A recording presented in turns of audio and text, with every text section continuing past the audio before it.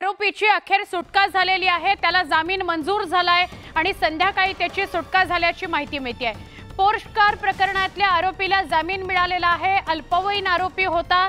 संध्याकाळी त्याची सुटका झाली आहे। सकाळी जामीन मंजूर झाला होता आणि मग ती प्रोसेस पूर्ण झाल्यानंतर संध्याकाळी या अल्पवयीन आरोपीची सुटका करण्यात आलेली आहे। त्याच्या आत्याने या संदर्भातली याचिका केलेली होती। अल्पवयीन आरोपीची अखेर सुटका झाली आहे। पुणे पोर्श कार अपघात प्रकरणामध्ये अल्पवयीन आरोपी पोर्श कार चालवत होता। दोघांचा यामध्ये मृत्यू झाला। त्याने मद्यप्राशन करून गाडी चालवली होती असंही समोर आलेलं होतं। ही दृश्य आपल्यापर्यंत पोहोचली आहेत। या अल्पवयीन आरोपीला अखेर जामीन मंजूर झालेला आहे आणि त्याची सुटका झालेली आहे। सकाळी त्याला जामीन मंजूर झाला।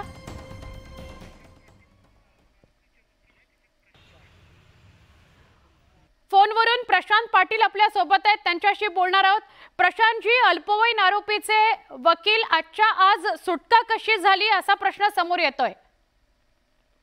आम्ही या मॅटर मध्ये ऑनरेबल बॉम्बे हायकोर्ट समोर एक writ of habeas corpus file केली होती या child in conflict in law यांच्या आत्याच्या मार्फत।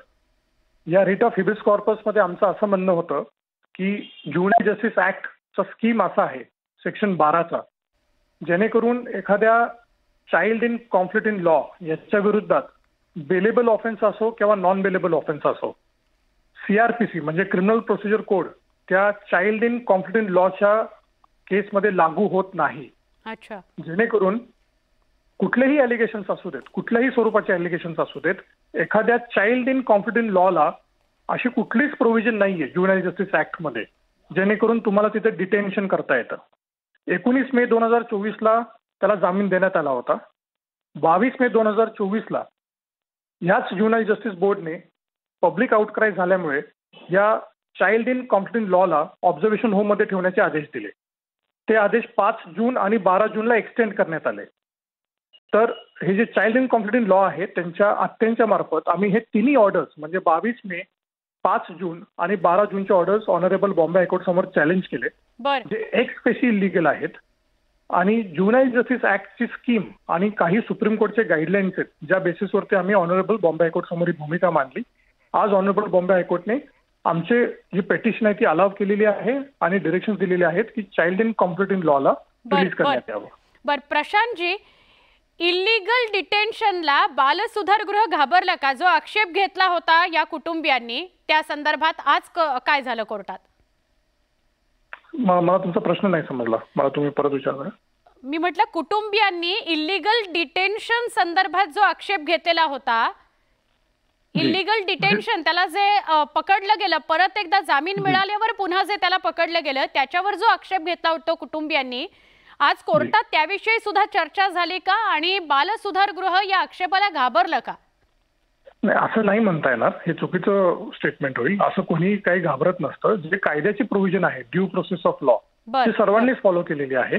माझं असं म्हणणं आहे की ज्युव्हेनाइल जस्टिस ऍक्ट मध्ये हे तुमच्या व्ह्युअर्सला तुम्ही सांगितलं पाहिजे की हा जो ऍक्ट आहे तो त्या ऍक्ट बद्दल पब्लिक डोमेन मध्ये म्हणजे समाजात माहिती किंवा नॉलेज कमी आहे, त्याच्यामुळे ह्या केस बद्दल एक बरीच मिसइन्फॉर्मेशन पसरवली गेलेली आहे अनफॉर्च्युनेटली। ऍक्ट असं आहे की ऍक्ट मध्ये असं एकही कलम नाहीये किंवा कुठलं स्कीम नाहीये जेणेकरून एखाद्या चाइल्ड इन कॉन्फ्लिक्ट इन लॉला डिटेन करता येतं। एकदम एक्सेप्शनल केस अशी असते की ज्याला आपण हिनियस ऑफेन्स म्हणतो। हिनियस ऑफेन्स मध्ये ही केस येत नाही असं सुप्रीम कोर्टचे